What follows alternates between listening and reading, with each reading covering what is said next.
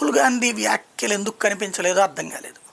రాహుల్ గాంధీ ఇప్పుడు నిన్న సుప్రీంకోర్టు మధ్యప్రదేశ్ మంత్రి గురించి చాలా ఆగ్రహం వ్యక్తం చేసింది. స్పెషల్ ఇన్వెస్టిగేషన్ టీం వేసింది. నాన్ మధ్యప్రదేశ్ ఐపీఎస్లతో ఒక కమిటీ వేసి సిట్ వేసి 28 లోపు ఆ మంత్రి మీద ఓ నివేదిక ఉంది. ఆయన మాట్లాడిన తప్పే, కల్నల్ ఖురేషి గురించి మాట్లాడిన తప్పే, క్షమాపణ చెప్పాడు. సిట్ వేసి ఏం చేస్తారు? అందులో ఏమన్నా ఉంటుంది? అందులో నోరు జారాడు, నోరు జారిందని క్షమాపణే ఉంటుంది.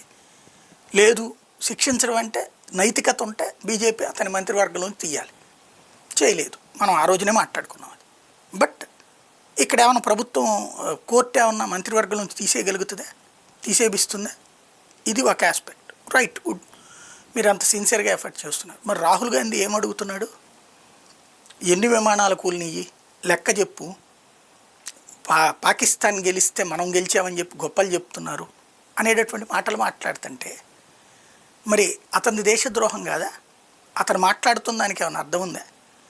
చైనా వాడు చెప్పిన మాటలను తీసుకొచ్చి మాట్లాడతాడు, లేకపోతే చైనా డ్రోన్ల గురించి మాట్లాడతాడు, మన విజయాన్ని అపజయం కింద మాట్లాడతాడు. మరి అట్లాంటి వాళ్ళ మీద ఏ చర్యలు ఉండవా?